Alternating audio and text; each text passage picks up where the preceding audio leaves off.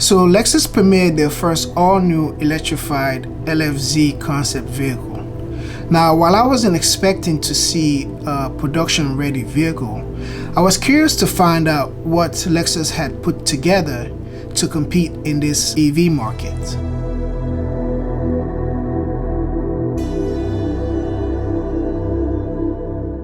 Now, before I get into this topic, I'd like to say welcome everybody to this channel. Please go ahead and smash the like button on this video, and if you haven't done so, please hit the subscribe button as well as the notification bell to be notified for future videos.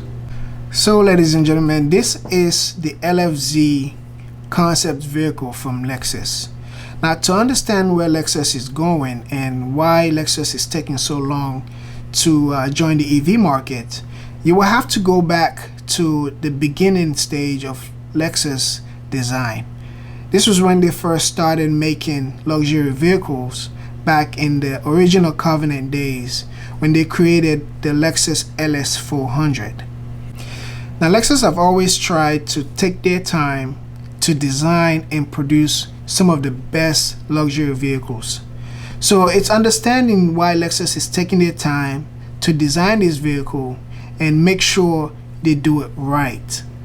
Now, if I have to describe this LFZ concept vehicle, and in one word, I will tell you future.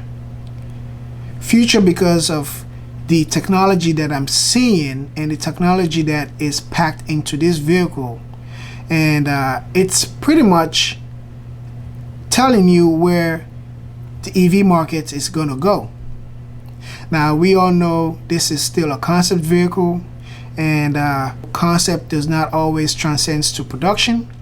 But from what I see and from what I've known Lexus to be, I think this vehicle would be about 90% a production vehicle. Now, it's too soon to say, and it's too early to predict, but I have faith in Lexus, just as I have faith in Tesla when they unveil anything and promise that they would deliver. So now let's take a look at this vehicle. I want to show you pretty much the exterior of this vehicle and the interior, as well as the technology that Lexus has claimed to be in this vehicle. Now, looking at the exterior design of this vehicle, you can tell that this vehicle sets the tone for Lexus and their future in the EV market. Now, the exterior of this vehicle includes the iconic Lexus grille, and even though it looks so futuristic, yet you can tell this is undoubtedly a Lexus vehicle. Now, the rear of the vehicle has this three-dimensional structure with the combination of the lamp flowing through the back, as well as the aerodynamic shark fins and the bold Lexus emblem, and you add this LF-Z Electrified ultra modern. It looks so sleek and just simple but futuristic. From the side view, we'll see this really sharp cut, these low profile design, and I don't know why they chose these wheels, but these wheels looks very nice. Now, this vehicle is categorized as a crossover, so which means it will be in a competition with the Tesla Model X, and as well as I believe the Ford Mark E. Now, looking in the interior of this vehicle, you will notice the three screens in front of the driver cockpit. So according to Lexus, the driver can use touch screen, as you can see, and as well as voice control and the new streamlined interface that they're introducing. So according to Lexus, they have replaced the traditional steering mechanism by what they call the steer-by-wire technology, which is meant to basically increase the steering precision to match the driver's intent. And the fully electronic and speed sensitive system filters out unwanted road vibrations while it still communicates what is important for an exhilarating drive. And when you get into the vehicle, you will notice these panoramic roof, which Lexus is claiming It's made out of light controlling glass that invites the outside in. Now, I've always been curious about these panoramic roofs and what it feels like when you sit in there or driving this vehicle in a hot summer day. Does it still keep the vehicle cool enough to where it's comfortable for a passenger or for a driver? So this panoramic roof, Lexus is calling the electrochromic roof, and they're claiming with the touch of a button, it will basically transform the transparent roof into an opaque roof. Now, we'll have to see in an actual production vehicle how this actually feels or how this actually look. And then there's this AI that everybody is claiming they have the best. So Lexus is saying that their AI will use deep learning and proprietary algorithms to virtually assist the driver during their driving experience. So they said this AI will learn the driver's habits and their routine over time, and they can even make suggestions for better routes and help control smart homes. Moving on, then there's this autonomous driving technology. So Lexus version of that is called the Lexus Teammate. So the Lexus Teammate pretty much partners with the driver to offer a more relaxing journey. The Lexus Teammate will use a host of cutting-edge sensors, AI, and the built-in systems such as the steer-by-wire to grant peace of mind to the driver. Another feature that I find very impressive by Lexus that I haven't seen yet in other EV vehicles, I might be wrong, but I haven't seen this in a Tesla vehicle, is the ambient lighting. Now, I love the ambient lighting, and I wish every vehicle or every future vehicles will have these features. So using the latest research in the light therapy, the embedded LEDs throughout the cabin can set any number of moods inside the cabin. That's actually a great thing. I love ambient lighting in vehicles. Now, I gotta tell you, from a first look, I will tell you I'm very impressed by this concept vehicle, and I actually give the benefit of the doubts to Lexus for taking this long to even venture in the EV market. So another feature that this vehicle has is the Lexus Direct 4 technology.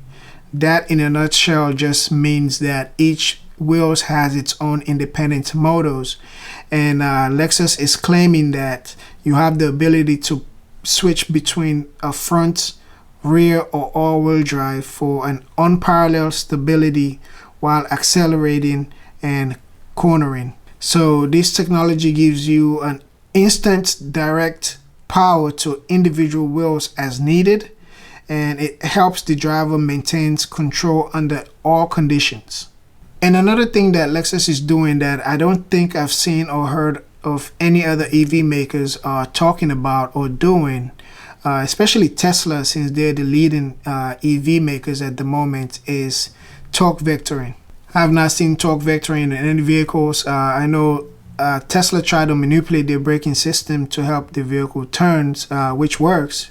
It works, but Lexus is trying to do it much better, much sophisticated, less rudimentary. So going back to Lexus and Toyota, they are in this business to make money. They're not in this business to play around or anything. Last year, I believe they reported about $270 billion in net revenue.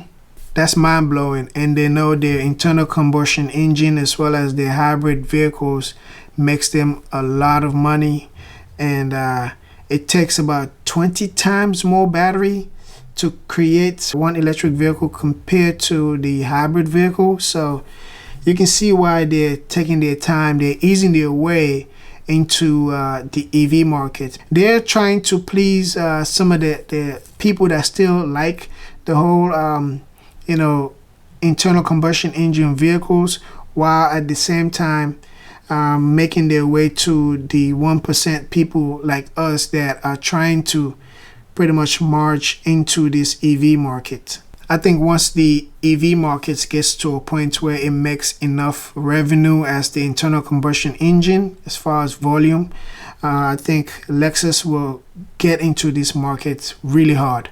Let's get into the Australian press release, where quite frankly I think Lexus provided much more information than the American press release. Here they talked more about the Direct 4 technology, which they claim uses the instant responsiveness of an electric motor's driving force to individually control each wheels for a superior and highly flexible driving performance. This is made possible by fusing the electrification technologies and vehicle motion control technologies that Lexus has long cultivated. Our core aim is to involve driving performance in a way that better connects the driver with their vehicle.